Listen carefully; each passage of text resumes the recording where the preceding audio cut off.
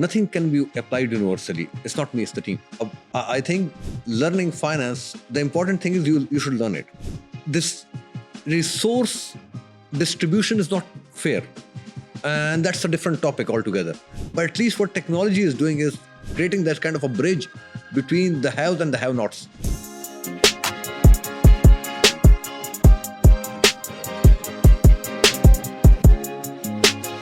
Just to get an idea of it, right? Like what brought you to Dubai in the first place? Like how old? So what brought me to Dubai? Yeah. So this is my second stint in Dubai. I earlier came back in 2012. And at that time, it was a good opportunity. And secondly, wanted to experience a multicultural environment. So back in Pakistan, I worked for 6 years. Okay. And then when the opportunity came here in telecom, so I moved in. And it was an amazing experience, and still I'm enjoying it. Yeah. And how long was it again? So 2012 to 16. Okay. I even start forgetting the dates. But 12 to 16, I was here. Then it was again, I made a point that I would experience at least 2 countries in the region. Okay. Not just one. So then there were 2 options for me. One was in Oman, and the other one came from Saudi. So I decided to go with the Saudi one. Okay. Because Saudi is quite different. Yeah. Oman and all these countries are more or less same, but Saudi is too big, too different. Where in Saudi did you? So I went to Saudi Telecom. Okay. Which is in Riyadh? Which is in Riyadh. Okay. So their headquarters in Riyadh. Telecom is across the country. Yeah, no. Yeah. So, but no, where you were located? I was based in Riyadh. Okay. Because if it was Oman, would have been Muscat or something? Yeah. So Oman, I'm quite frequent. I enjoy road trips. Yeah. So I have traveled across Arabia by road. Wow. So I used to do quite frequent trips to Oman. There was a friend back in Muscat, so I used to visit him quite often. So I was familiar with Oman, but Riyadh, Saudi was different. So Bahrain, my brother was based there at some time, so I used to go there quite. My wife was born and raised in Qatar, so that's also a familiar country. So Riyadh and Saudi was something different. So I said, let's give it a try. And plus the opportunity was good. It was good learning. I always went after learning and these new exploratory kind of opportunities that gives me some new dimensions. And I've been to Oman, right? Like I've been to Saudi, but not Riyadh. I haven't been to Riyadh. I've been to like Jeddah, Makkah, Medina, right? Those areas. But like Oman, I've been to like Muscat, Sohar, Salalah, all these regions. It's very quiet, very peaceful, very slow. It's not the Dubai of it all, right? Yeah, true. And one thing you mentioned about Saudi, you went to the 3 cities that you mentioned. They're quite different than the rest of the Saudi. Yeah. That's something you will experience only because I used to go there as well for the pilgrimage and all this, But when I relocated into Riyadh, I found it totally different. And I used to ask my Saudi friends why these 3 cities are totally different from the rest of the Saudi Arabia in a very positive way. You discover very new, interesting things in Saudi. Yeah, I would imagine like at least Makkah, Medina, because it's a city designated for the pilgrimage and everything, it's a completely different. Like I would even imagine to a fact that Medina is a lot more welcoming of a city than Makkah is, right? Like it's peaceful, calm people, everybody's nice, everybody's smiling.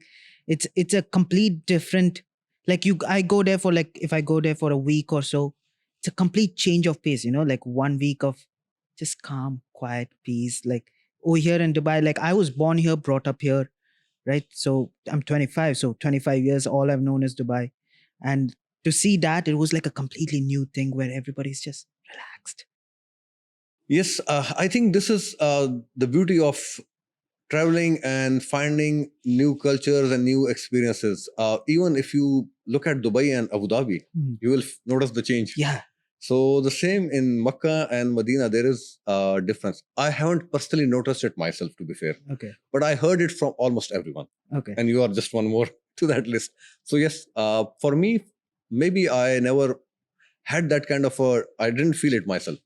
But yes, every second person said this, so I'm sure there is something there. I also feel like it's very unique to Dubai, this fast-paced, quick thing, right? Because couple of weeks ago, I was in Baku in Azerbaijan, right? And that was a complete different change of pace. Everybody was walking, a lot more walking places. Everybody was healthier. It was a nice place.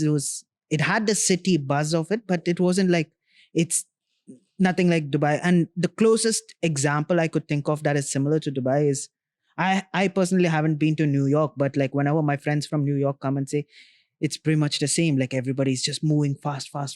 That's the only comparison I've been able to put together. True. And I experienced the same. You're right.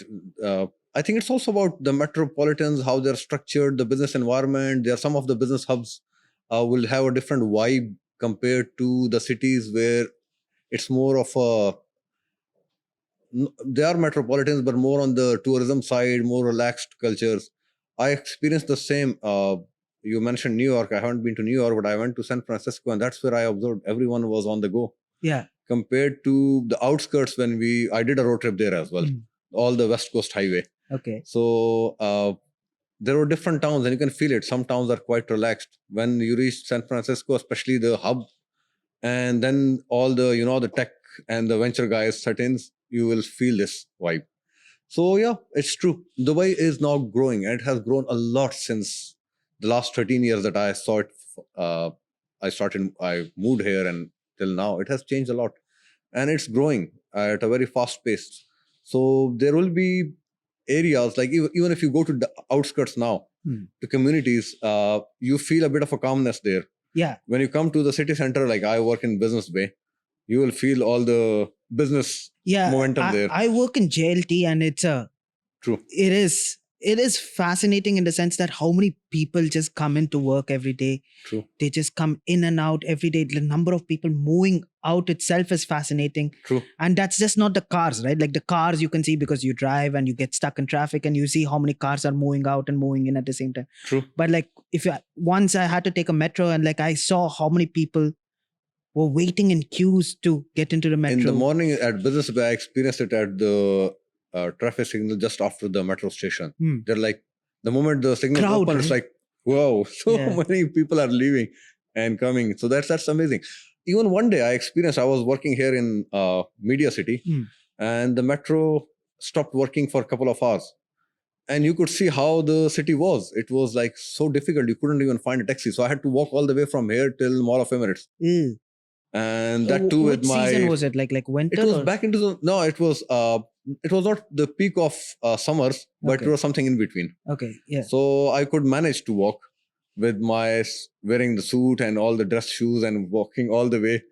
But then I realized how big is the facility of the metro facility, that we don't realize how many people are using it and how it's contributing to the economy of the city and the convenience overall. Yeah. So yes, Dubai has grown and it keeps growing. And I've seen this like in person, right? Like if you come here in past 2010, like there has been an incremental change. But since I remember seeing Dubai like 2004, like when I was 4 years old, that memory is there. I remember 2004 was when like the big Lulu came up in Gises. Okay. Right. And that's when my sister was born and everything. And we went there, like we went there to buy the bassinets and stuff. And until then, there was not a big Lulu in the nearby areas. Like it completely radically changed how quickly things have progressed, right? It's fascinating to see. True. And that's something also fascinates me a lot in life. See things growing. Yeah. And flourishing. And Dubai is a very amazing story for anyone to narrate. And since you were born here, you have lived it. Yeah. So I remember when Dubai Mall, right? What is currently Dubai Mall used to be like a police training ground and stuff. And like it was like the shooting range and stuff. So they completely got rid of that place and like I came here for the first time in 2008. So for me, I relate from that time. Metro was under construction. Yeah. I think Burj was also under construction, if I recall correctly. Burj, I think, was 2010, 9? I'm not sure. Yeah. But I remember like the 08 is when they changed the name of the Burj. My wife, she tells me, she was born and raised in Qatar. So she was telling me that she came here even in the mid-90s. And when she narrated that time versus today, it's totally transformed. Yeah, because my dad came in 1996, 8 roughly, and my granddad was here since 72. Wow. And my granddad used to tell me like they got off the airport. Okay, he was part of the labor camp and stuff. So his labor camp was in the what is that area called? Sonapur. Oh, yeah. Right, and he said like the only building you will see from the airport is the Al Mulla Plaza building. And after that, there's literally Nothing. It was empty, all barren. You can see sometimes, though, I enjoy seeing the old pictures of the city. Yeah. And there are some pictures of the Sheikh Zayed Road where this Toyota building is visible. Yeah. And rest of the whole The Sheikh Zayed whole Road thing is is like a empty. desert. Yeah. And now look at it. We can barely see the Toyota building now because with True. all the flyovers and everything. The other day, one guy showed me in media in Business Bay, there is a old road still. There is a remnant of one of the old roads. So he showed me that, and I couldn't even figure it out. I was living there for a long time, but I couldn't realize there was an old road still passing there, and there are some pieces of it. And he showed me this used to be the road 5-7 years back. It used to be an active, and then it was closed. It kept becoming side road, and then totally disappeared. These are the only patches that you see. So things have changed. Yeah. Speaking of change, right? Like like your initial experience, at least in Dubai, was with a telecom company, but then you completely pivoted to a healthcare company. Yeah. How did that happen? Like, because when I speak to my dad, and my dad has been in IT forever since I remember. He started at an entry level IT job, then grow, and he's still in IT, right? How did your expertise have to change in order for you to move from a telecom company to a So healthcare? you see, it's not about. There are two things to it, and I'll come to it. One, the career, and this is my advice to all the young generation as well. You have to meticulously plan your career.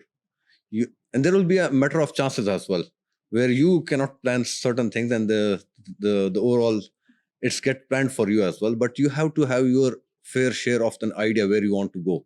So for me, when I entered the telecom, this was my second job, telecom industry. I started back in 2006, yeah, in telecoms.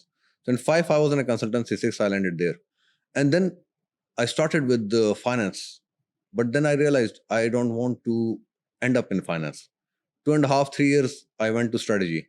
In strategy, also in diverse roles. When I came here in 2012 to UAE, it was again in operational finance. So also towards operation. Then I was given the technology aspect of business as well. So while I was in the telecom, I kept changing the departments.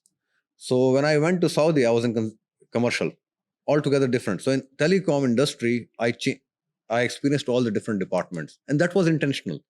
It was never like a chance. I aspired for it. So I was not afraid of change. And every 2-3 years, when I get comfortable in a job, I decide to move on. And that's the time where people try to milk the opportunity to the max. I decide to jump the boat and try a new challenge. In the beginning, it's very difficult. When you change, everything is different and you have to start from scratch. The learning experience, the learning curve, what we call it, it's way too steep. And after few such stints, you realize you have went far ahead of the crowd, and that's what really matters. And then you get this confidence that I can change. So changing the industry back in 2016, I went back to Pakistan again to telecoms, but in a very different role. So 2021, there was a 9 month stint I had in between in Etisalat, which was again in commercial. So I kept changing, even at the top level, I kept changing the areas. So when I graduated from INSEAD, there was a very famous saying, and that's the second part of the answer, that when you go to these business schools, either to change your industry or the function or the geographic location. I changed all three. And that was like a red flag for everyone. How can you do that? At max, do two. So I was in Pakistan, I moved here. I was in commercial, I moved here into performance, risk, governance, compliance kind of a role. And I changed the industry altogether from telecom. So it was difficult in the beginning, but the only thing that you need to learn is the industry. The rest of your core skills that you have built over the years, they stay with you. And since I experienced this change quite often, I mastered the art of adaptation.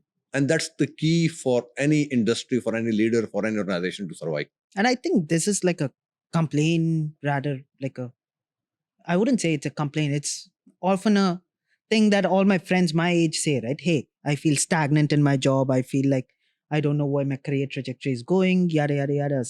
And for those people, like, how do you suggest, like, hey, change, right? If you don't get too comfortable, don't let it get boring and stagnant. How did you change? Like, I would imagine it's not as easy as going to your HR and saying, hey, I want to work there and I want to work here, right? What was that like? So it's not easy, you're right. And people want you to keep delivering where you are doing your best. And they need you for that specific role. For them, it's also uncomfortable to put you into a new role where your skills, your expertise are not either tested or they can't bet on it and take the risk. So it's difficult. But yes, sometime within the organization, but mostly I did it while jumping the ship altogether. And you strive for it, it comes. Like I can't go into each and every incident. It was specific exam. There were different opportunities that came in, but I was on the lookout. So I was always on the lookout. And when the opportunity comes, you have to grab it. You will not never work out the maths altogether. There will be some odds that you will not be able to some calculations. I'm a very number oriented guy. Some equations you will not be able to resolve. So then the leap of faith comes in. You go and then you say, we'll see when we cross the line. And it turns out that fortune favors the bold. So whenever you go for it, the fortune also favors you and opportunity keeps coming. So yeah, it's not like it's a deliberate attempt, but yes. It's is it fair to say it's like you were intentionally looking out for it, but yeah, that's what I'm took the saying. opportunity, It was yeah. like I intended it to happen that way. It's not a matter of chance that I went into commercial. When I went to commercial, there was a but you have to do the maths as well. As I said, you will not be able to figure out 100%, but 70-80% you keep safe margins. Like when I went to commercial, there were 3-4 decision factors. Organization, the industry has to be same. So I am not new to the to an industry. Telecom was my home turf. Then the region was I was familiar to it. So there is nothing surprising on that aspect. Even the team that I chose was had people that knew me from the past. So all these odds were in my favor. The only thing that wasn't in my favor was the actual job role. And that's the kind of a risk you take. So it's calculated risks that you take. It's not like you go all together uh, and then get blindsided by the environment. And when did that, considering that you just mentioned that like telecom was your home turf, right? Like it was an industry you were comfortable in, you knew the business inside out, the landscape inside out. When did it take you in your head that, hey, I'm going to change to healthcare? So I never intended it that way, to be fair. I was on the lookout to change the industry, but I was thinking maybe when the opportunity will come, will someone at that senior level, when you go up in the hierarchy, the odds and the risks becomes too high for anyone to take that kind of a risk. But I was very lucky. The company that I joined, it was founded by entrepreneurs. The guys were entrepreneurs. They are used to it, taking risk with the people, and they are risk takers. The settled organizations like the big ones that you see, they are generally a bit adverse to taking such kind of a risk. So the management, when they approached me, and I was headhunted by them, when they approached me and they met me over a coffee, they offered me the role and all this. And I said, I had to think in my mind, I'm so very well settled. The career path till the top is very clear for me. Everything I have worked out to the finest details. Why I need to take this risk? I was like, who will take this risk with me as well? It's not like a one-sided thing. They're also taking risk with me. So let's give it a try. If I fail, I will come back to my home ground. But this kind of opportunity will never come back again. So that's where I took the leap of faith, and it worked out amazing. I met some of the best people. I couldn't imagine that kind of opportunity, the learning that I had in the past 3.5 years. I would have gotten it anywhere. So that's where the leap of faith also comes in. Sometimes you have to take that.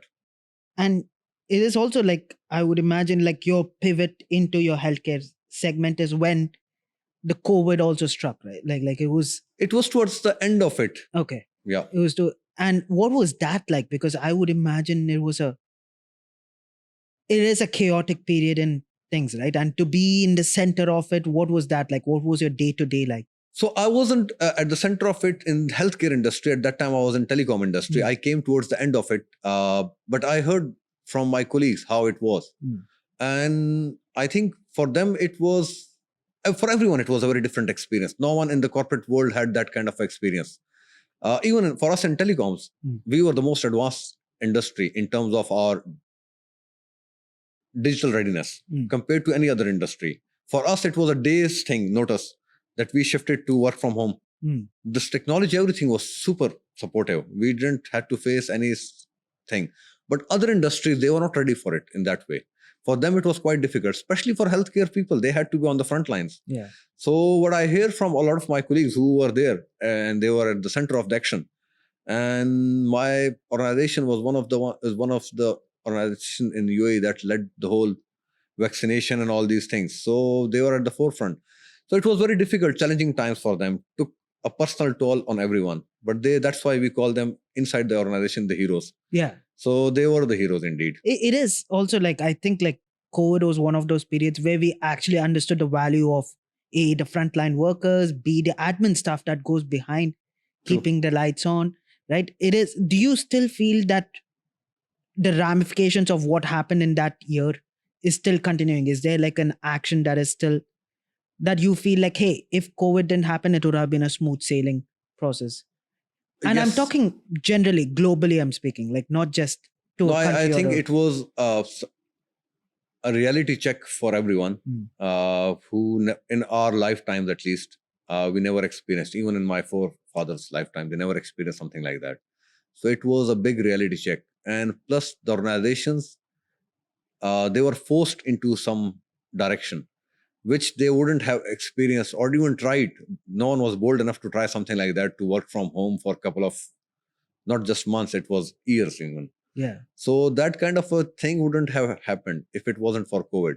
So it was an opportunity for everyone as well to experience this new way of working. The remote working thing became quite common after the COVID thing. Plus, we learned those organizations who were flexible, adaptable, they succeeded. The ones who were rigid and they were not ready for change, they failed. And second thing that I see that COVID made, that the whole pandemic made very clear for everyone, is the importance of communication. Suddenly, we didn't have the opportunity to talk like this. We were behind the screens. And that's where a lot of emotions are not involved. Then you are talking to someone on the screen. And it's not the human connections that we were used to. So the importance of communication, the choice of words, it's much more important in that setting. The frequency of communication has to be much more than what it used to be. So all these learnings, I think they still applies. And we have to be ready for the next one. God forbid, whenever it comes. Yeah. And in whatever shape or form it comes, at least we will be ready for it. And I think this is like a very tiny tangent, right? Like since you mentioned work from home, I've read quite a lot of articles and things where a lot of companies are like getting rid of work from home, come back to the office and everything. What is your thought process on that? Do you think work from home is a feasible strategy in the long run? Yes, I think it is. And there are certain settings. It can't be universally applied. Nothing can be applied universally. It has to be certain settings for it. So in cases where it's convenient and it adds value, it has to be adapted. So we shouldn't, the hybrid model works. That's how I see it. But at least now we know that even if we have to go for it full time, it still worked. So the hybrid in certain areas, it may not be possible. But in others where it's possible, we should go for it. And just not to lose the human connection, we can arrange certain retreats and all this. But other than that, work from home is the model of the future, the convenience. And the new generation, they are quite used to it as well. For them, it's not like something they haven't experienced. They we were kind of forced into it, right? Yeah. In the middle of it. Yeah. So for you now, it's a given thing. 2-3 years for this, they experienced it, and they're like fairly comfortable with it.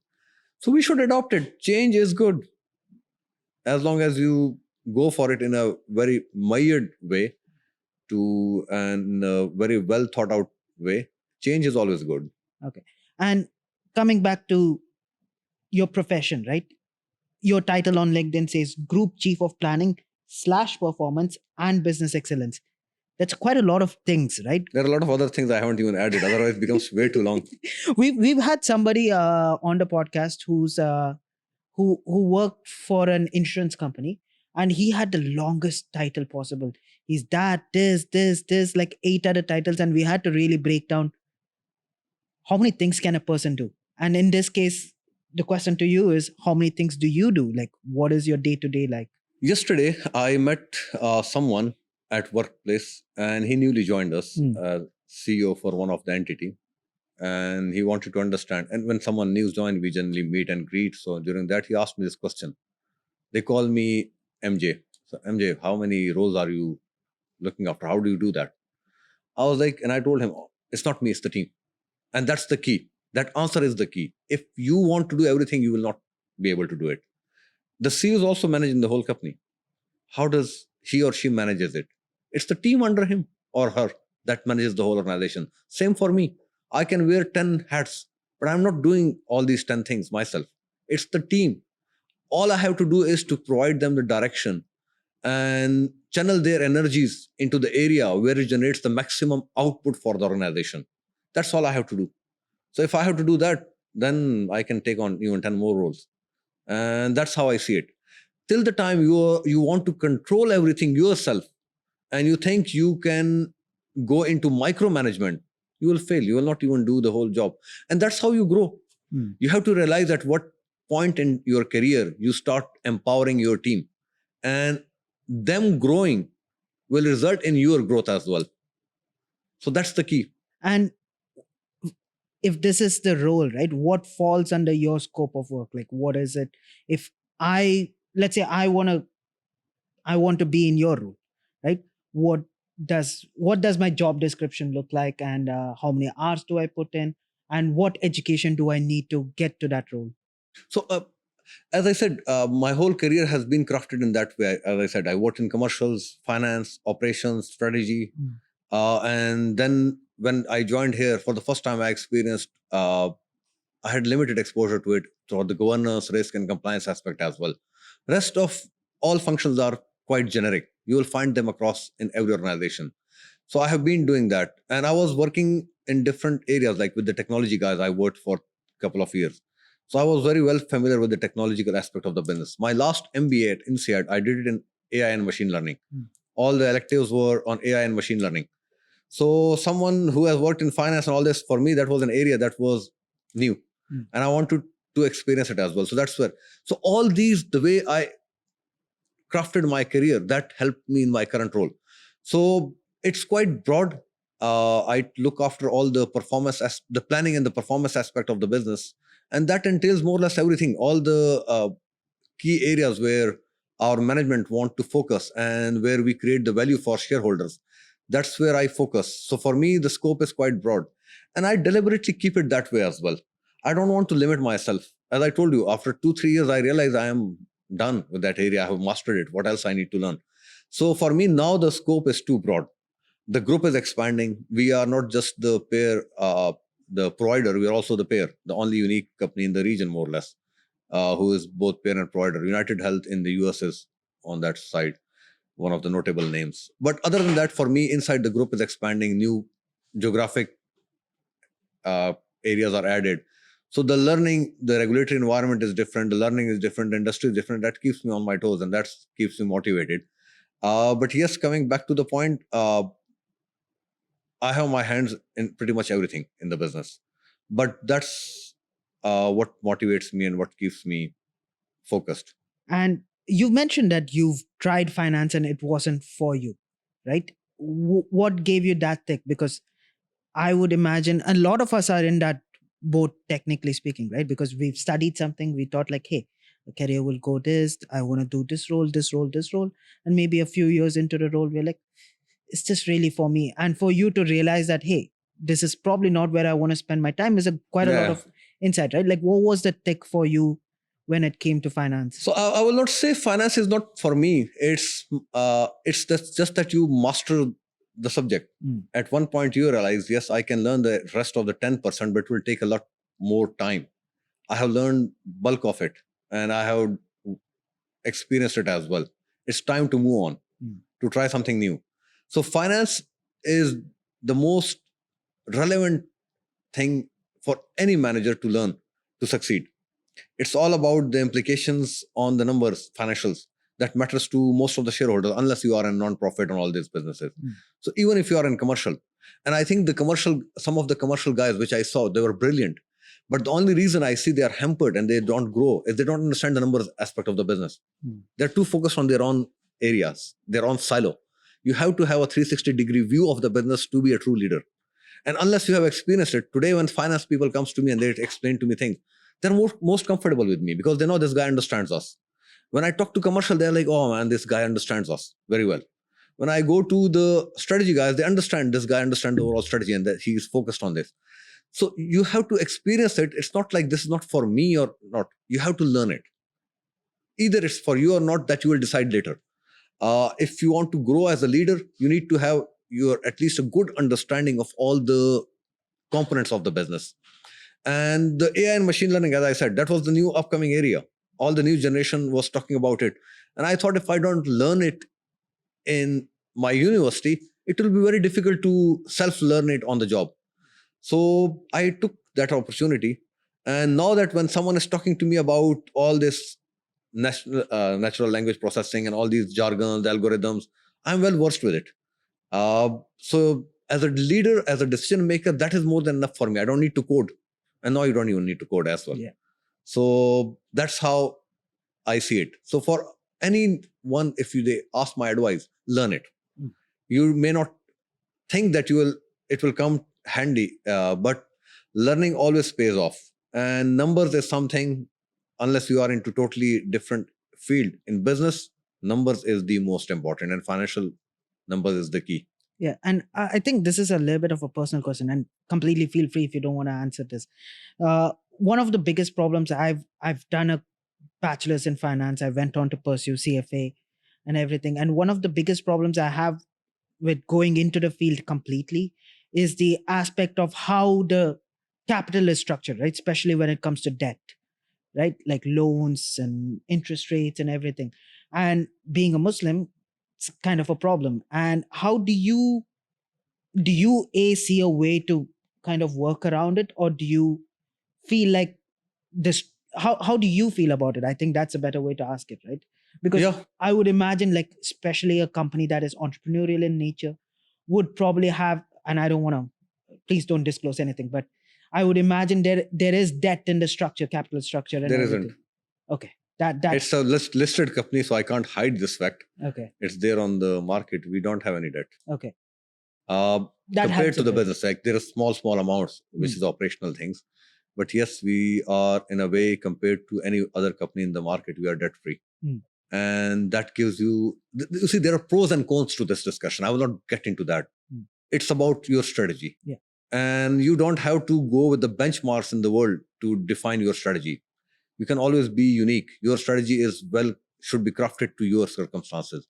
So not going into the organizational strategy, because that will be a different debate altogether. But personally, I think learning finance, specifically from the perspective that you mentioned briefly, I think the important thing is you should learn it. My first thesis of my earlier degree was in Islamic banking and finance. I wrote my first research paper on that. So I wanted to learn that as well, what they are doing. So, and the best way to learn was to do my master thesis on that. And I learned a great deal of it. Personally, I have zero debt in life as well. And I don't put my money other than in a current account. And my credit card, I never went on credit either. So that's how I am, but I'm not preaching it. That's me. And that's my personal financial choices that I make. Yeah. It helps me. It keeps me very well disciplined. But I'm not saying this is the pros and cons of it. I'm not getting into it. Someone has their own decisions and they take it. And they're free to take their decisions in life. But for me, I learned a lot more about finance. And I think it can be used, that knowledge can be used to make much more informed decisions that even go with your personal choices in life. For me, I understand it will be a long debate, but an idea I was called into one university in my own alma mater on finance topic. And I asked the students there, you all looked into P&L? They said, yes. I was like, you all know, just remember the structure very well, since you have also finance degree. I asked them a very simple question. Did anyone ever challenge the sequence of the P&L? Why revenue is at the top and why cost is after that? Why then debt comes in?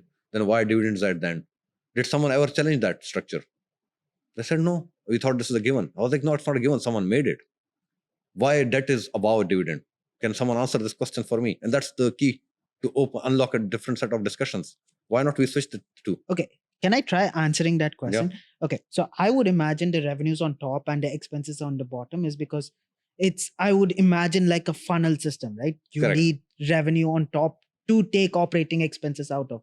And I would imagine debt comes on top of dividends because debt is higher priority than. Why? That's the key. Because in case of debt, it's a risk factor, right? So you are more, you have an obligation to pay debt, but you don't have an obligation to pay dividends. But I'm saying it's a financing, right?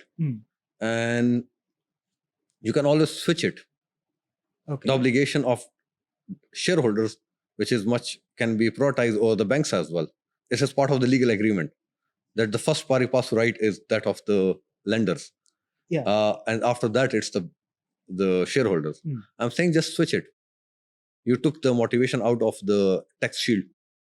Then tax shield working, you see the. Yeah, but then you will have a problem. You get the benefit if you take a loan from the bank. Yeah, no. And I'm saying this is well grounded in research. There was one country, I'm not going to get into specifics now. There was one country that tried it in Scandinavia. Okay. They tried this model to give equal treatment to both. Okay. They tried it at that level. So these are different things that you have to challenge, I'm saying. Okay, but just to get back on that, because it seems like an interesting call. If you did that, wouldn't your ability to raise debt go down significantly because they might just... Exactly.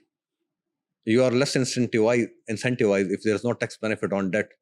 You will go for private equity. You mentioned one of your colleagues is working in private equity. Why it's becoming, just imagine if I give them equal right as versus the lenders in terms of their tax benefit, you will further promote this. So it's about incentivizing. Yeah, but there's no global rule around it. Yeah. It was just human-made thing. Yeah, it's just commonly accepted principles, right? Correct. Yeah. But some countries tried it to change it as well. And did it stick? I read a lot about it out of just curiosity. And I read the research papers, the government papers as well. Did it work or did it not work? I think they pulled the plug way too early. That's my personal thought. Again, I'm not the expert to comment on those countries. It's beyond my area. But my own personal feeling is they pulled the plug way too early. They should have tried. But I would imagine it would have a drastic effect on the debt market, right? Like correct. Right? And private equity is, it's not much bigger as well. Yeah. And that's the reason. People want to try new things. And I'm always pro for new things, new models, new. You don't need to stick to status quo just because it is the status quo. That's why I said I'm a person of change. Let's try new models. Let's see what works for the masses and what benefits the world, what creates more value. That's how it should be. Yeah, I feel like if you, in a very theoretical sense, if you disincentivize debt, there's a lot of positive things that could come out of it, right? We wouldn't be working with interest rates. We would actually work for the shareholders rather than with the thought process of, hey, we need to pay off the debt first before we go into dividends and everything. I can see the logical argument for it, but I would also imagine it is a little bit of a radical change in how we've agreed, right? Like considering how much money is in the debt market, True. How many people are invested in this concept of interest rates and everything. I would imagine like the resistance to change is like so significant that you will never ever change out of it, right? Yeah, some things are difficult to change, but then there are times the overall situation faces into it. For me, it's the most, again, the principle is whatever generates the maximum benefit for the society and maximize the human well-being. That should be what should drive the outcomes. And trying new things, the world has been experiencing new things, and that's how it has grown. And the overall efficiency of the systems has improved. Even wealth creation, it has to improve.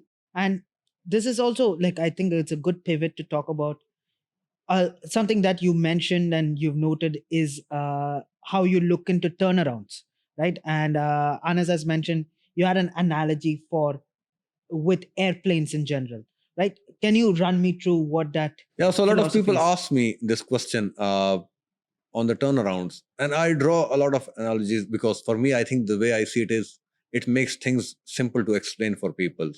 And I play flight simulator. Just before coming here, I was playing flight simulator. That's my weekend passion thing. Do you have a like a pilot license or anything? No, flight simulator game. No, but like in real life? No, I know, I don't. Okay. But it's something I would have done if I was not in this field. That would have been this. So many times I even went to their website to register, but I was like, no, if I can't do it till the end, I will not go for it. But I enjoy flying planes, at least in the computer. So that's why I draw this analogy as well. For me, you see, turnaround is turnaround. So you turn around the car, you turn around the planes as well. The reason I quoted plane is there is a different set of complexity involved in planes. When you fly a Cessna, uh, that's different to when you're flying a 777. It's altogether different. And it requires different parameters. So when I say turnarounds also has a lot of parameters involved. If the organization is small and in the industry in which it's working, it's not very complicated. Just then you can compare it to Cessna. There are 5-6 parameters you have to look at inside. On the outside, there are 2-3 parameters you have to look at. And then the plane is quite agile. You can just move it around. And even if you make some mistakes, you can correct the course. When it comes to a big plane, and that's equivalent to a huge, big organization, you have thousands of things on the screen, and you have to ensure you are cognizant of each one of them, what they are displaying at that time. And when you turn the plane, even the outside factors are more or less same, but the plane itself is not the same. It's not very agile. It's not very like you can just move it, turn it around just like any other plane. It can stall altogether. So you have to be very careful with that. And sometimes that very size makes it difficult to turn around very quickly as well. So that's how I compare it. The turnaround, you have to have your eye on each and every detail of the organization. If you miss one fine detail, you can take a wrong turn and things will not work out for you. So that's how I compare the two. You have to be very careful, just like It's you like will do small it. knobs, right? Like move this, then Each there. one of them Yeah. has to be put in the right place. Yeah. And how many degrees of turn you have to take, that's very critical. Beyond certain degrees, you can just bring down the whole plane. It will stall and can go down. And the wind, how this plane reacts to the wind compared to a smaller one is different, but it will be more stable. But at the same time, taking a very sharp turn can create a lot more instability for this plane compared to the other one. And the course correction is very difficult for a big ones.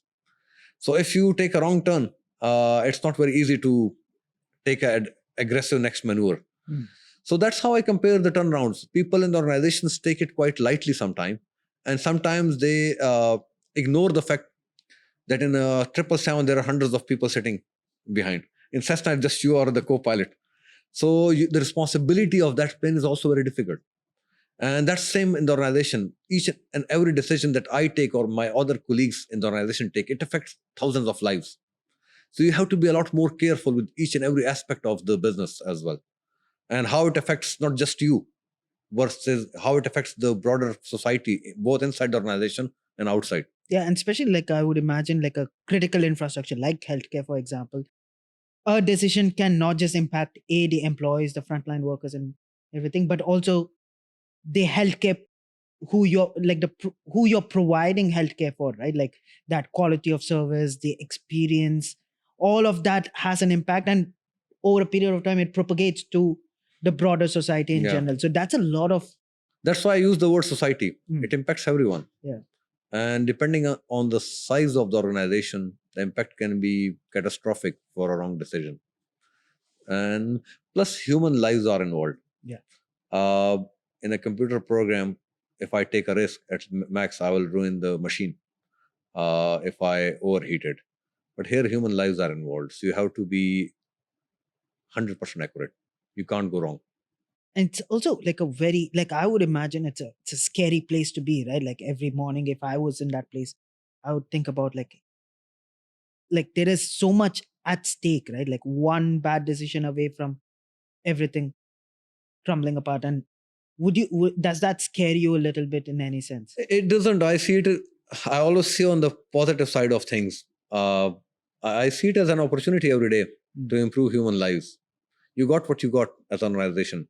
And what really matters is how you change it every day. And that's what this is my personal philosophy. I think when you reach certain point in life, it's all about legacy. And legacy doesn't need to be that of a very big organization CEO who is known globally. It's about your personal legacy, how you want to see your past. When you are back, you are in the future, 50 years down the line.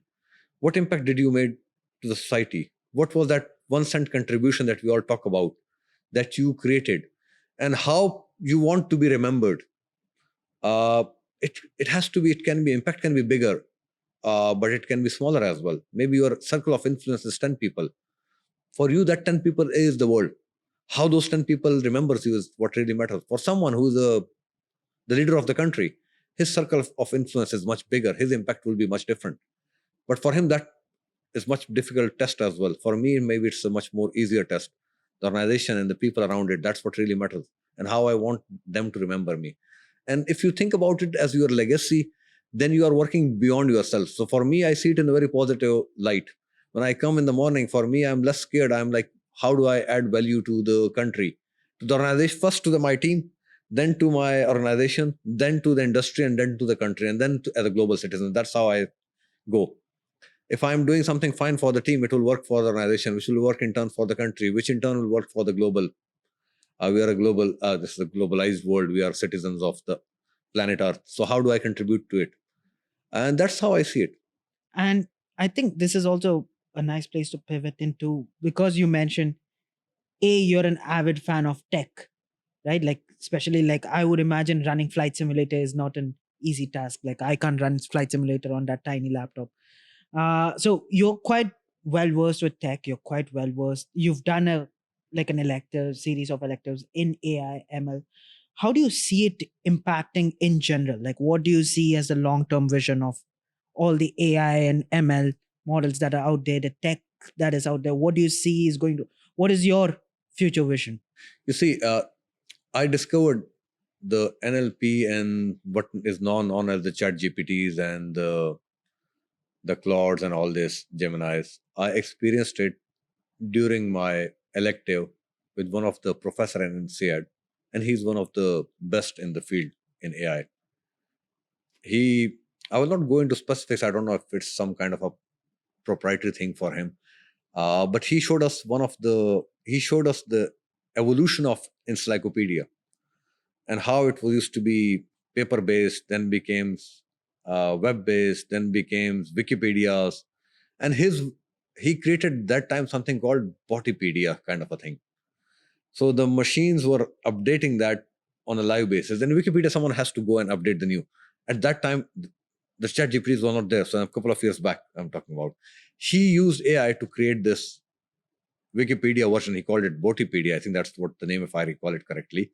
And it was, if you ask it any question, it will just go, if it doesn't have that answer already curated, it will go and curate it for you based on the info available.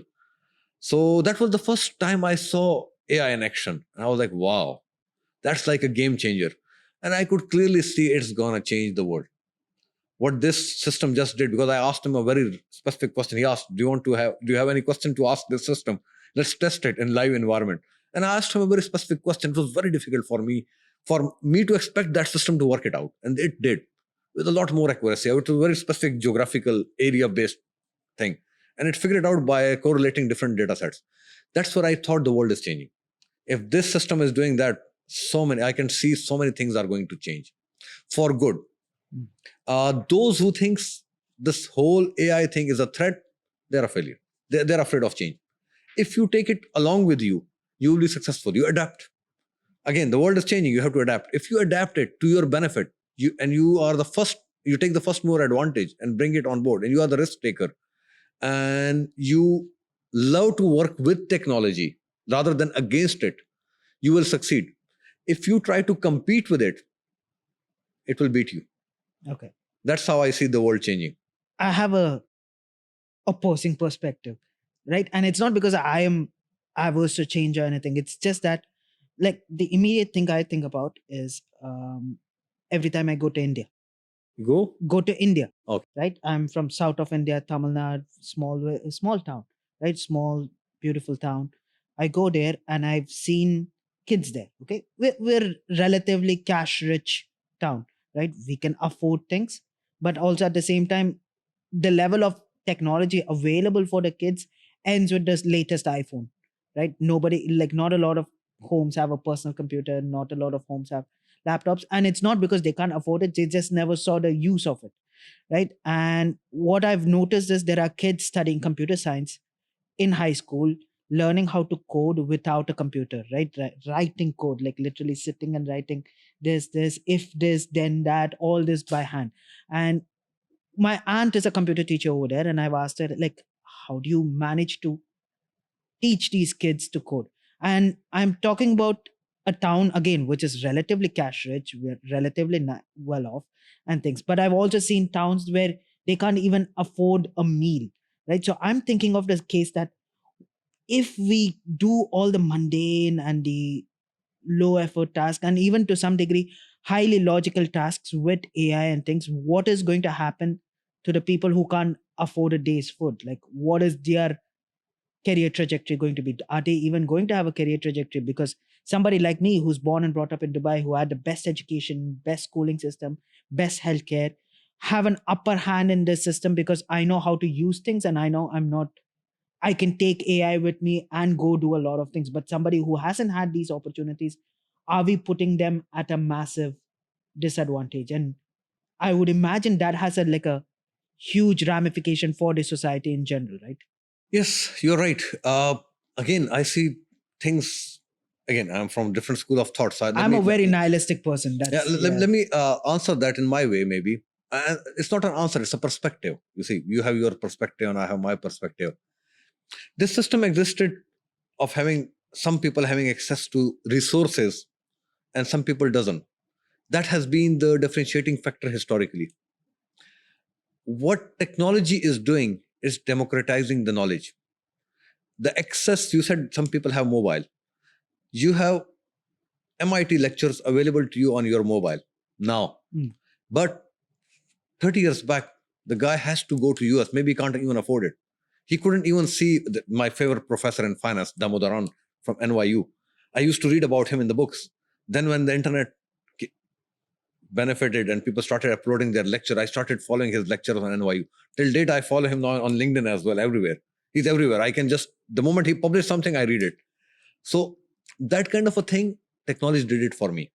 Maybe there are a lot of people sitting in the remote parts of India, Pakistan, Bangladesh, who would never have the opportunity to go and experience things in life. But with technology, they can. So in a way, this resource distribution is not fair. And that's a different topic altogether. But at least what technology is doing is reducing those bridge, creating that kind of a bridge between the haves and the have-nots. With very simple, cheap technology, you can access things that were earlier impossible to do. So now someone, at least in your village or my village, my village is also quite remote.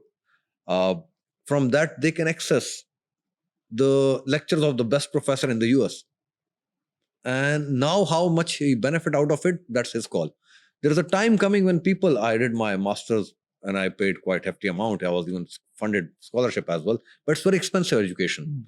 I couldn't have done it when I was back in the college days. I couldn't have afforded it because my mantra was I will fund it myself.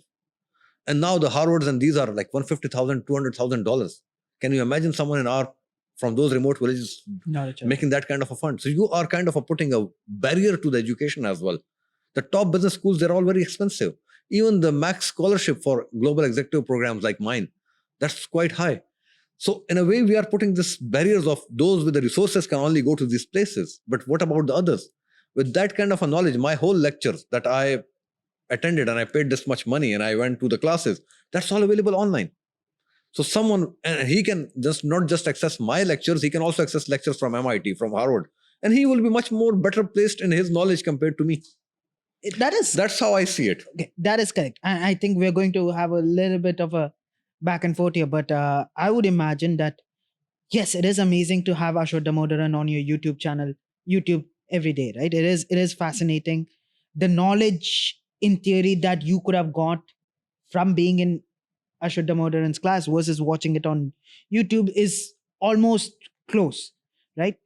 The question then becomes is that a person who can afford to go to NYU and study versus somebody who's in a remote village in India, Pakistan, Bangladesh, do they not have an upper hand? Like it is an upper hand. Like no matter how much we try to bridge it, it is an upper hand. Somebody with a degree from NYU is always going to be regarded higher than somebody who's just had same expertise, probably more. Like this guy who goes to NYU, like I've had friends, right? I've been young person. I've had my friends go to all the prestigious universities, right? They go to classes, they party, they don't have a lot of time, they have fun, they do learn a lot, they come out with a really good job, intelligent people, but they go to classes and that's it. But a kid in Pakistan, Bangladesh, or India is finishing this YouTube video, then immediately going to another YouTube video from MIT, then going to another YouTube video from whatever university it is, right? In theory, the person who's doing all that, putting in the effort, technically has more knowledge than somebody going to the prestigious university. But it's not the case in the market, right? So it feels to me that we've always created that divide is getting wider and wider and wider. And the more the technologies come in and more we are removing people out of opportunities, I feel like the income divide goes higher, like wider and wider, right? I think there are two different topics. One is the capitalism and its inherent limitations. The later part is of your point is associated to that, and that there is an issue. It is creating this kind of a divide, and it's getting even more profound impact with time.